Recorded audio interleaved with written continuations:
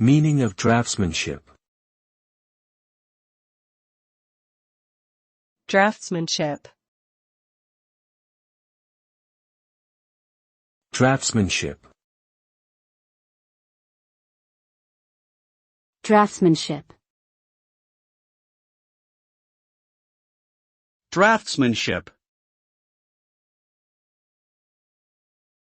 Draftsmanship refers to the skill or ability to create accurate and detailed drawings, typically in the fields of architecture, engineering, or art. Those with strong draftsmanship skills are capable of producing precise and intricate drawings that effectively communicate design concepts or visual ideas. These drawings often serve as blueprints or plans for a project or artwork, and are used to guide the creation of physical models or finished products.